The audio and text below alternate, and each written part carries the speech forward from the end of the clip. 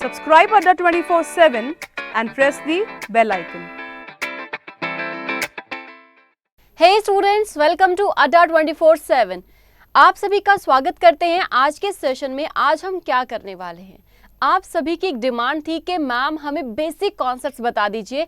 तो आज आप सबको जो है सिटिंग अरेंजमेंट एंड पजल, जो कि आपके पास पेपर में बहुत ज़्यादा आते हैं, 15 से 20 नंबर के आपके सिटिंग्स एंड पजल्स ही आते हैं। तो आज हम करेंगे हर एक उस कॉन्सेप्ट के बारे में चर्चा जो कि सिटिंग अरेंजमेंट में करता है आपको परेशान। तो चलिए स्टार्ट करते हैं आज के सेशन को। देखते हैं हमारे पास कैसे कैसे क्वेश्चंस आते हैं।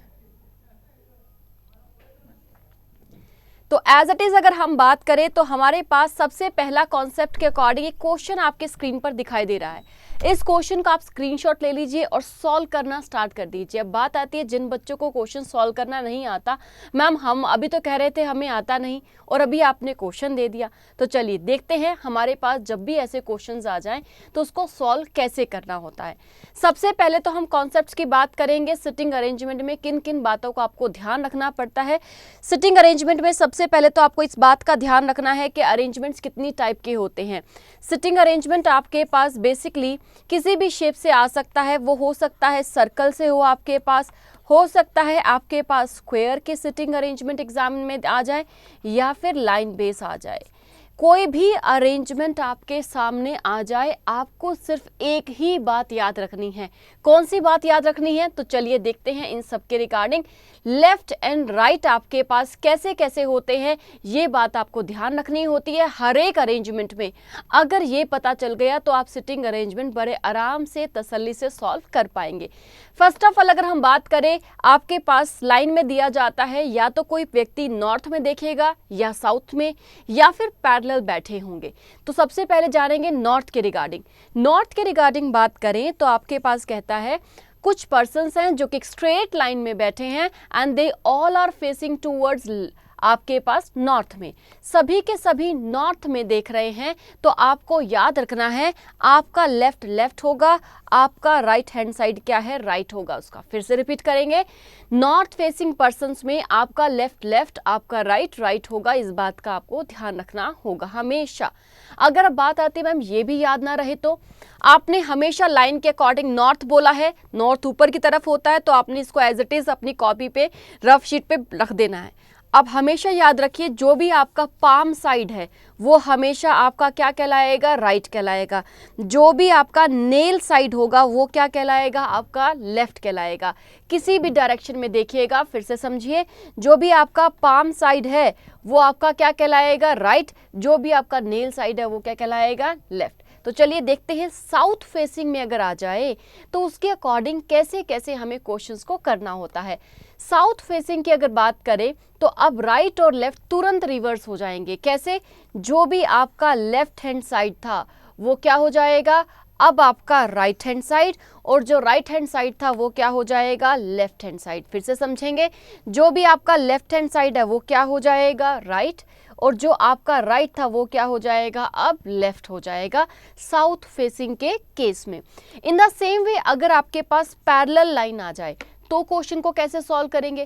पैरेलल लाइन आ जाए तो आपके पास में साउथ फेसिंग और नॉर्थ फेसिंग, ये दो ही कॉन्सेप्ट अभी हमने करवाए और ये दोनों ही यहाँ पर फॉलो होते हैं। नॉर्थ फेसिंग का आपने यहाँ पर एप्लीकेबल कर देना है और साउथ फेसिंग वाले कॉन्सेप्ट को आपने दूसरी लाइन में प्लेस कर देना है। यहाँ पर आपके पास लाइन के अकॉर्डिंग ये तीन ही कॉन्सेप्ट बनते हैं। इनमें आपके पास ऐसा भी कह सकता है कुछ पर्सन्स एक लाइन में बैठे हैं, इनमें से कुछ नॉर्थ कुछ साउथ देख रहे हैं, हमें नहीं पता, लेकिन आपके पास डायरेक्शंस वही होंगी जो नॉर्थ एंड साउथ के अकॉर्डिंग फॉलो होती हैं। व्यक्ति जहाँ भी देखेगा राइट और लेफ्ट उसका नॉर्थ एंड साउथ के अकॉर्डिंग जाएगा। कोई भी तीसरा कॉन्सेप्ट या इसके बाहर आपके पास कॉन्सेप्ट नहीं आएगा जो कि आपको पेपर में देखना पड़े। इस बात का हमेशा ध्यान रखिए। नॉर्थ साउथ आपके पास रहता है, ईस्ट और वेस्ट भी अगर आपके पास आ जाए तो जब भी आप इसके अकॉर्डिंग नॉर्थ फेसिंग के अकॉर्डिंग बनाएंगे क्वेश्चन तो वो बिल्कुल आपके पास हूबहू बनाता है ईस्ट फेसिंग के। साउथ फेसिंग हमेशा वेस्ट फेसिंग के क्या है, हूबहू इक्वल क्वेश्चन बनाता है। दैट मीन्स अगर पेपर में ईस्ट फेसिंग आ जाए तो नॉर्थ फेस को मानते हुए बनाओ, अगर आपके पास वेस्ट फेसिंग आ जाए तो साउथ फेस को अज्यूम करते हुए बनाओ। डायग्राम कभी भी गलत नहीं होगा। तो चलिए बढ़ते हैं हमारे पास नेक्स्ट कॉन्सेप्ट की तरफ। उसको बढ़ने से पहले हम एक बार देखेंगे क्वेश्चंस कैसे आते हैं इसके। तो चलिए बढ़ते हैं, एक क्वेश्चन की तरफ देखते हैं कि अगर लाइन के अकॉर्डिंग चले तो लाइन के अकॉर्डिंग क्वेश्चन कैसे कैसे आ सकते हैं। सबसे पहला क्वेश्चन आपके पास स्क्रीन पर है। आपको हम 1 मिनट का समय दे रहे हैं। आप इस क्वेश्चन को ऑब्जर्व करेंगे और फिर हमें आंसर बताएंगे।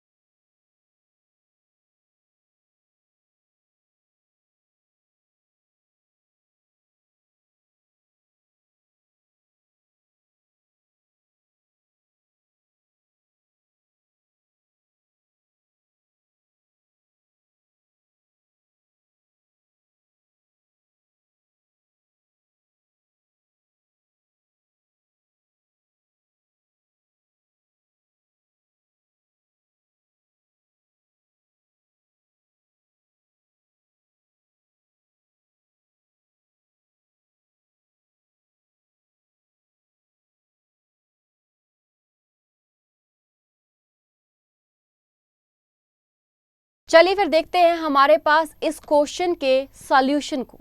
सॉल्यूशन की बात करें तो सबसे पहले कहता है आपके पास 5 दोस्त हैं, सभी के सभी स्कूल जा रहे हैं और they all are facing towards north. सभी के सभी क्या हैं आपके पास में 1 2 3 4 5 फ्रेंड्स। सभी कहाँ देख रहे हैं, नॉर्थ में देख रहे हैं। नॉर्थ में देखेंगे तो आपका लेफ्ट लेफ्ट कहलाएगा, आपका राइट हैंड क्या है, राइट साइड कहलाएगा। ये आपके पास डायरेक्शंस रहेंगी। अब इन्हीं डायरेक्शंस के अकॉर्डिंग अगर हम बात करें तो अब जैसे जैसे क्वेश्चन दिया जाता है सिटिंग अरेंजमेंट में पढ़ते जाएंगे और बनाते जाएंगे। कुछ शब्द यहाँ पर हैं जो कि आपको परेशान करेंगे, definitely, immediately, and, but, comma. चल इनको धीरे धीरे क्वेश्चन को पढ़ते जाते हैं और उन्हीं के साथ इनको समझते जाते हैं। इन शब्दों के बारे में क्या क्या आपके पास क्वेश्चंस के अकॉर्डिंग शब्दों का मतलब रहता है। आई अगेन रिपीट, जिन बच्चों का पहली बार है IBPS क्लरिकल का एग्जाम फिल करने जा रहे हैं उन बच्चों को बता दें कि आप सभी को बिल्कुल बेसिक कॉन्सेप्ट से स्टार्ट किया सिटिंग अरेंजमेंट, क्योंकि हमारे पास पेपर में 15 से 20 नंबर में आता है सिटिंग अरेंजमेंट का पोर्शन। 15 से 20 नंबर 35 में से बहुत बड़ा रेशो होता है भैया। अब इस क्लास के बाद आपके पास कभी भी कोई क्वेरी नहीं रहेगी कि मैम ये राइट यहाँ पर ही क्यों लिया, यहाँ क्यों नहीं लिया, ये लेफ्ट ऊपर की तरफ क्यों जा रहा है, एंड सो ऑन। जो भी माइंड में क्वेरीज होती है वो आज की क्लास के बाद आपकी सभी की सभी खत्म हो जाएगी। तो चलिए देखते हैं हमारे पास यहाँ पर क्या सीक्वेंस होगा। सबसे पहले कहता है A is in middle of E and B। A जो कि है E और B के मिडल में है। अब हमें नहीं पता E पहले है या B पहले है, हमने एक इंफॉर्मेशन मिली, हमने लिख दिया। फिर कहता है तुरंत E is to the immediate right. Immediate का मतलब तुरंत वाला राइट। जब भी आपके पास इमीडिएट आ जाए, हु आ जाए, हुज आ जाए, हुम आ जाए, दैट मीन्स तुरंत पहले वाले व्यक्ति के बारे में बात कर रहा है। अब कहता है आपके पास immediate right of D, that means E जो कि है डी के तुरंत इमीडिएट राइट पर बैठेगा, क्योंकि नॉर्थ फेसिंग है, राइट यहाँ पर होगा। अब इतनी सारी प्लेसेस में कहाँ बैठेगा, नेक्स्ट लाइन पढ़ेंगे। कहता है D and C are the two ends. डी और सी दो किनारे हैं, लाइन के दो छोर हैं, यानी कि हमारे पास डी और सी यहाँ बैठ सकते हैं तो सी यहाँ बैठेंगे या डी। ये बात कंफर्म हो गई इस दूसरी लाइन से जिसमें बोला गया है डी के राइट में आपके पास ई बैठना चाहिए। अगर यहाँ डी बैठा दिया तो इसका राइट कुछ भी नहीं होगा, इस वजह से डी यहाँ कंफर्म, ई यहाँ कंफर्म। अब आपके पास ए जो है ई और बी के बिल्कुल मिड में बैठा है, सी एक किनारे पर बैठा है। हो गया अरेंजमेंट कंप्लीट। उम्मीद करते हैं जिन जिन बच्चों को यहाँ पर क्वेरीज रहती थी सिटिंग अरेंजमेंट में, आज की क्लास के बाद कोई भी क्वेरी नहीं रहेगी।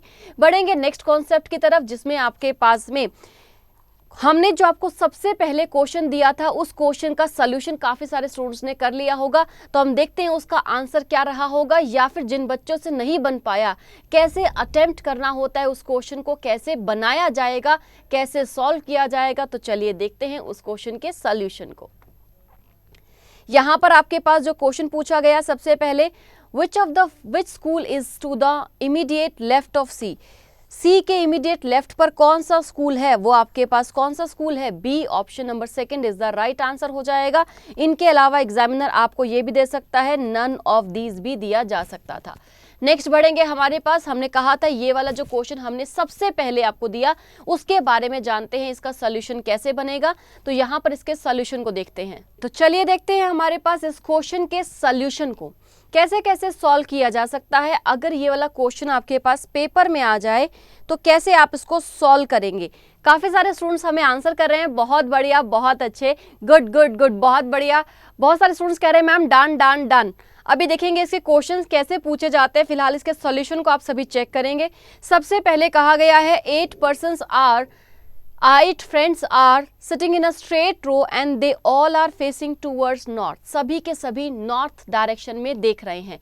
पहला कॉन्सेप्ट की अगर हम बात करें आपके पास में, तो यहाँ पर आपके पास में 8 फ्रेंड्स हैं, सभी के सभी आपके पास नॉर्थ फेसिंग हैं और आपके पास कहा जा रहा है they are exactly 2 persons to the left of Babita. Babita के लेफ्ट में हमारे पास कंफर्मेशन आ गया है, बबीता यहाँ पर बैठेंगी, क्योंकि बता दिया गया है आपके पास में बबीता के लेफ्ट में 2 persons होंगे, 1 and 2। नेक्स्ट कहा जा रहा है there are 3 persons between Heena and Aman. अब आपके पास में अमन और हीना के बीच में 3 व्यक्ति होंगे। अब हमें नहीं पता हीना और अमन कहाँ बैठे हैं। फिर कहता है आपके पास यहाँ पर हीना हो सकती हैं, यहाँ पर अमन हो सकते हैं।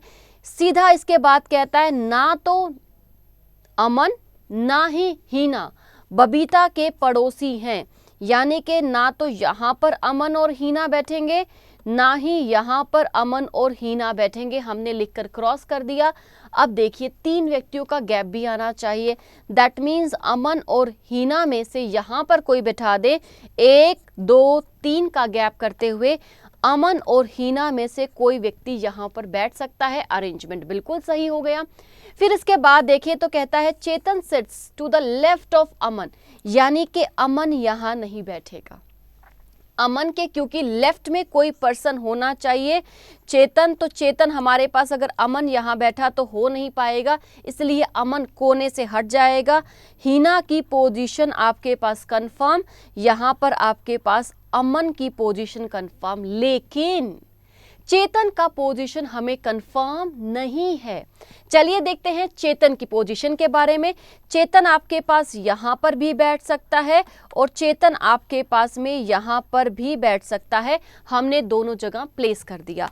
इन दोनों में से कोई एक रुकेगा, तो एक को हमने डबल कोट्स, एक को हमने नॉर्मल लिख दिया।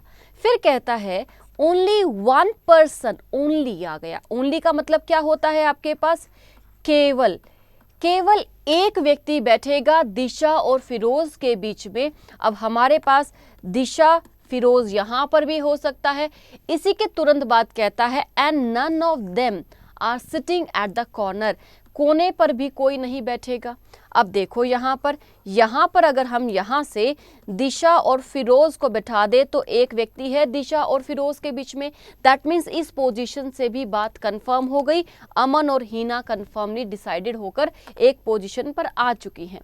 फिर कहता है Geeta is neighbour of Firoz, Geeta जो कि है पड़ोसी होनी चाहिए फिरोज की, दैट मीन्स फिरोज आपके पास में यहाँ पर कंफर्म, क्योंकि गीता का पड़ोसी होना चाहिए। और यहाँ पर आपके पास क्या है, कंफर्म हो जाएगी दिशा, दिशा भी confirm, Firoz confirm, Geeta confirm. एक व्यक्ति बच गया, एक पोजीशन बच गई।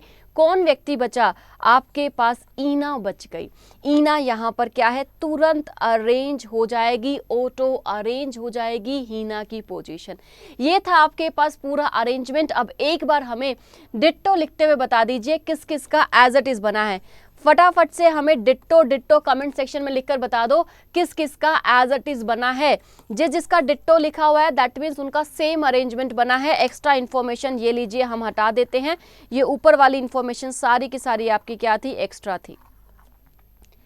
ओके यहाँ पर हम देख पा रहे हैं मेघा, मंजू, निशा, प्रियंका, इन सभी का क्या है, एब्सोल्युटली सेम डिट्टो डिट्टो के अकॉर्डिंग आंसर आने लगा है। तो चलिए देखते हैं इस क्वेश्चन के अकॉर्डिंग आपसे एग्जाम में क्वेश्चंस कैसे पूछे जाते हैं इस अरेंजमेंट के रिगार्ड में। पहला क्वेश्चन 30 सेकेंड है आप सभी के पास, आप हमें आंसर करेंगे। अरेंजमेंट कैसे होगा ये आपको नीचे स्क्रीन पर दिखाई दे रहा है। अरेंजमेंट को देखते हुए आप हमें क्वेश्चन का आंसर बताएंगे। दाएं छोर से कौन बैठा है? दाएं छोर that means right angle, right side पर, एक्सट्रीम राइट साइड पर कौन बैठा है? Here is your extreme right side. Extreme right side पर अगर हम बात करें तो आपके पास ईना बैठी हैं, जो कि ऑप्शन नंबर 3 में आपको मिलता है। तो इस क्वेश्चन का सही आंसर क्या होगा? Option number 3 is the right answer होगा इस क्वेश्चन के लिए। उम्मीद करते हैं यहां तक का कॉन्सेप्ट क्लियर है। फटाफट से नेक्स्ट क्वेश्चन का आंसर बताएंगे आप हमें। नेक्स्ट क्वेश्चन स्क्रीन पर आ चुका है। पूछा जा रहा है how many persons are there between Geeta and Chetan? Geeta और चेतन के बीच में कितने व्यक्ति बैठे हैं, ये बात आपको हमें बतानी है।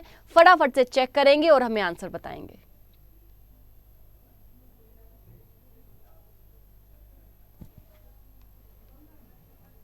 ओके तो देखो गीता यहां पर है, चेतन यहां पर है। How many persons are sitting between Geeta and Chetan पूछा है, सीधा सा हिसाब है 1 2 3 and 4। 4 persons are sitting between them. तो सही आंसर क्या हो जाएगा? Option number 4 is the right answer हो जाएगा इस क्वेश्चन के लिए। उम्मीद करते हैं यहां तक कि आपको सभी के सभी कॉन्सेप्ट्स क्लियर हैं। कोई क्वेरी है तो आप हमसे जो है कमेंट सेक्शन में लिख करते हुए पूछ सकते हैं। तो चलिए ये तो था हमने आज जो पढ़ा, लाइन सेगमेंट के अकॉर्डिंग क्वेश्चन पढ़ा, इसी के अकॉर्डिंग आगे बढ़ेंगे। तो चलिए देखते हैं अब हमारे पास में अगर हमारे पास ऐसे ही कुछ क्वेश्चन सर्कल में आ जाएं तो सर्कल के अरेंजमेंट को हम कैसे सॉल्व कर सकते हैं।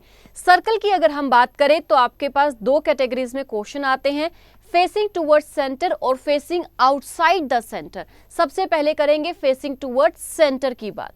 फेसिंग टूवर्ड्स सेंटर अगर आपके पास आता है तो आपके पास राइट एंड लेफ्ट मूवमेंट्स आपको ध्यान रखनी होंगी। फिर से सेम कैटेगरी, आपका राइट हैंड साइड राइट कहलाएगा, आपका लेफ्ट हैंड साइड क्या है, लेफ्ट डायरेक्शन कहलाएगा। तो इसी के अकॉर्डिंग ये वाला जो मूवमेंट है वो क्या कहलाएगा? आपका राइट डायरेक्शन, और ये वाला जो मूवमेंट है ये आपका क्या कहलाएगा? लेफ्ट डायरेक्शन कहलाएगा। इन द सेम वे अगर हम बात करें, here is the rotation of the right side and right side. जो भी आगे की तरफ मूवमेंट होंगी वो सभी क्या है आपके पास राइट कहलाएंगी, और जो पीछे की तरफ मूवमेंट होंगी वो सभी क्या है आपके पास आपकी लेफ्ट कहलाएंगी। सर्कल में बैठे हुए व्यक्तियों के द्वारा जिन सभी का जब आपके पास में सभी का फेस सेंटर केंद्र की तरफ अगर मुंह है तो केंद्र मुखी व्यक्तियों का जो है राइट और लेफ्ट हमेशा आपका राइट और लेफ्ट कहलाएगा, इसमें कोई परिवर्तन नहीं होगा। उम्मीद करते हैं यहाँ तक की बातें छोटी सी आप याद रखेंगे। बढ़ेंगे हमारे पास नेक्स्ट क्वेश्चन की तरफ, जिसमें आपके पास आता है फेसिंग टूवर्ड सेंटर ना करके facing outside the centre. Facing outside की बात करें तो अब राइट और लेफ्ट तुरंत क्या है, चेंज हो जाएगा। तो जो आपका लेफ्ट था वो क्या हो गया, राइट हो गया। ये वाला डायरेक्शन अब आपका क्या कहलाएगा, राइट कहलाएगा, और ये वाला डायरेक्शन अब आपका क्या कहलाएगा, लेफ्ट कहलाएगा। इन द सेम वे आपके पास जितनी भी ऊपर की तरफ मूवमेंट्स हैं वो अब आपके पास क्या कहलाएंगी, लेफ्ट कहलाएंगी, और नीचे वाली मूवमेंट्स क्या कहलाएंगी, राइट कहलाएंगी। फिर से देखेंगे, ये वाली मूवमेंट्स अब आपकी क्या कहलाएंगी, लेफ्ट, और इधर वाली मूवमेंट्स क्या कहलाएंगी, राइट। फिर से देखेंगे, here are the movements known as left and here are the movements known as right। ऐसे ही आपको मूवमेंट करना होगा स्पेसिंग सेंटर एंड आउटसाइड। ये तो था जब आपके पास एक सर्कल आता है उसके अकॉर्डिंग या तो सभी सदस्य अंदर देख रहे हैं या सभी बाहर देख रहे हैं, या कुछ अंदर कुछ बाहर, सबका डायरेक्शन बता दिया। लेकिन अब क्वेश्चन में क्या है, कुछ परिवर्तन आ रहे हैं। सिंगल सिटिंग ना आके डबल सिटिंग आ रही है। डबल सिटिंग की बात करें तो आपके पास में एक ही सर्कल में फेसिंग सेंटर भी आ रहा है, फेसिंग आउटसाइड भी आ रहा है। तो आपके पास में अगर हम इन सबको देखें तो आपको हमेशा ध्यान रखना है, हमेशा एक बात का फोकस करना है, कॉन्सेप्ट नहीं भूलना है। फेसिंग सेंटर है तो आपके पास राइट और लेफ्ट क्या होने चाहिए, फेसिंग आउटसाइड है तो राइट और लेफ्ट क्या होने चाहिए, इस बात का आपको याद रहना चाहिए। तो अब यहाँ पर देखें तो फेसिंग सेंटर की बात कर रहा है तो आपका राइट क्या होगा, आपके राइट साइड पर मूवमेंट कहलाएगा, और फेसिंग सेंटर में आपका लेफ्ट क्या है, लेफ्ट हो जाएगा। लेकिन अगर ये फेसिंग आउटसाइड आ जाए तो तुरंत रिवर्स हो जाएगा, जो भी आपका राइट था वो क्या हो जाएगा, अब लेफ्ट हो जाएगा, जो भी आपका लेफ्ट था वो डायरेक्शंस क्या हैं, आपकी राइट हो जाएंगी, एंड सो ऑन। आपके पास क्या है, सीक्वेंस यहाँ पर फॉलो होगा। उम्मीद करते हैं यहाँ तक के कॉन्सेप्ट्स आपको क्लियर हुए हैं। आज का सेशन आपको कैसा लगा ये आप हमें बताएंगे। अगर सेशन अच्छा लगा है तो लाइक करना मत भूलिएगा। अगर अभी तक आपने हमारे चैनल को सब्सक्राइब नहीं किया है तो सब्सक्राइब कर लीजिए और साथ में बेल आइकन को भी प्रेस करना मत भूलिएगा।